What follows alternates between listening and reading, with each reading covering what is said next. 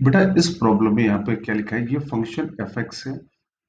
Problem है F one plus X upon F one X approaching to zero की whole power one by X. तो फिर जैसा कि मैं हमेशा कहता हूँ, इस बार फिर वही कहूंगा, लिमिट की प्रॉब्लम में जब भी सवाल आए आप लिमिट डाल के एक बार चेक करिए। तो आपने जैसे x इक्वल टू जीरो डाला तो ये क्या आ गया, f one upon F one की पावर वन अपॉन जीरो। मतलब कि ये आ गया एफ वन से एफ वन कैंसल, तो ये वन की पावर इन्फिनिटी वाला इनडिटर्मिनेंट केस आ गया। आप जानते हो it is called as an indeterminate case. तो क्या करना होता है ऐसी प्रॉब्लम को, जब भी आपका ऐसा इनडिटर्मिनेट प्रॉब्लम केस आए, तो जब भी फंक्शन की पावर फंक्शन आए, जैसे ये लिखा है वन की पावर इंफिनिटी मतलब फंक्शन की पावर फंक्शन, तो सवाल को तुरंत ही जाके लॉग के फॉर्म में जाके लिख देते हैं। तो अब आप देखो बेटा, फंक्शन की पावर फंक्शन मान लो जैसे जीरो की पावर जीरो वाला सवाल आ जाए, या फिर इंफिनिटी की पावर जीरो वाला सवाल आ जाए, ऐसे जितने भी सवाल आए सबको करने का तरीका एकदम फिक्स तरीका होता है। तो वन की पावर इन्फिनिटी वाला यहाँ पे केस आ चुका है। तो वन, जब भी वन की पावर इन्फिनिटी वाला केस आए तो हम लोग क्या करते हैं, अपने सवाल को मान लो जैसे एफ एक्स की पावर जी एक्स लिखा है, क्या लिखा है, एफ एक्स की पावर जी एक्स, और एक्स अप्रोचिंग टू ए पर अगर एफ एक्स अप्रोच करेगा वन को, F X will be approaching towards one, और G X is approaching towards infinite.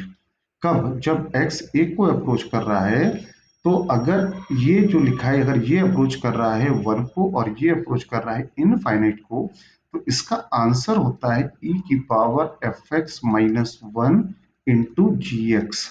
ये रिजल्ट हमको मेमोराइज होना चाहिए। इस इस रिजल्ट की हम लोग प्रूविंग भी कराते हैं क्लास में। अगर आप कहोगे तो इसकी प्रूविंग मैं यहाँ पे करा दूंगा। अदरवाइज अगर कहीं पर भी वन की पावर इन्फिनिटी वाला केस बन रहा है, तो हमेशा रिजल्ट लगाया करो ई की power F X minus one into G X. और एफ एक्स कौन है, ये होता है जो बेस में लिखा होता है इसको बोलते हैं एफ एक्स, और जो पावर में लिखा होता है इसको बोलते हैं जी एक्स। तो हमारा सवाल क्या है, अब हमारे सवाल के हिसाब से ये जो लिखा है, it is called as F X, और one by X is called as G X. मतलब हमारे सवाल के हिसाब से एफ एक्स कौन है, F one plus X upon F one हो गया, और जी एक्स क्या हो गया, हमारी प्रॉब्लम के हिसाब से जी एक्स हो गया वन बाई एक्स हो गया। तो हम लोग फटाफट यहाँ पे क्या लगा देते हैं, ई की power F X minus one into G X. तो अगर यहाँ हम लोग लगाएंगे ई की power F X minus G X, तो ये आ गया ई की पावर एफ एक्स। तो एफ एक्स कौन है, F one plus X upon F one, F X minus one into G X. G X क्या है, one by X, when X approaching to zero. अब बेटा एलसीएम लिया, तो एलसीएम लेके कितना है, F one plus x minus F one upon F one into x, और एक्स अप्रोचिंग टू जीरो डाला। ये यहाँ पर लिमिट लगी हुई इस सवाल में, ठीक है। सवाल में और कोई भी इंफॉर्मेशन गिवन है, एक बार देख लेते हैं सवाल में। हाँ, और इंफॉर्मेशन है, एफ वन की वैल्यू थ्री है, और एफ डैश वन की वैल्यू सिक्स है। एफ वन की वैल्यू थ्री है,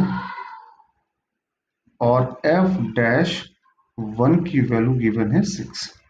अब इस सवाल में हमने फिर x इक्वल टू जीरो डाला, x इक्वल टू जीरो, क्योंकि मैंने पहले ही बताया था लिमिट के सवाल में हर एक स्टेप में लिमिट लगा के चेक जरा करो। तो x इक्वल टू जीरो डाला तो ये कितना बन रहा है, F one minus F one zero, और यहाँ पर भी लिखा है जीरो, तो ये अभी भी जीरो बाई जीरो का केस है। अब ये जीरो बाई जीरो का केस है तो क्या लगा दे, एल एच रूल लगा दे। एल एच रूल मैंने पहले भी बताया, फिर बता रहा हूँ। एल एच रूल क्या होता है, न्यूमरेटर को अलग डिफरेंशिएट करो और डिनोमिनेटर को अलग डिफरेंशिएट करो। तो अगर हमने न्यूमरेटर को डिफरेंशिएट करके आएगा y dash one plus x, और वन प्लस एक्स का डेरिवेटिव वन, और एफ वन का डेरिवेटिव जीरो, एफ वन का एफ वन और एक्स का डेरिवेटिव वन। अब x equal to zero limit अब अप्लाई करके देखो तो कितना आया, e की power f dash one upon F one, और एफ डैश वन की वैल्यू कितनी है सिक्स, एफ वन की वैल्यू है थ्री, तो ये कितना आ गया, E square is the answer. ठीक है, मेरे ख्याल से सबको समझ में आया होगा। ये अच्छा प्रॉब्लम है बेटा, I am telling you it's very good problem. इसकी प्रैक्टिस करिए और जेई में ऐसे क्वेश्चन खूब आते हैं। ठीक है।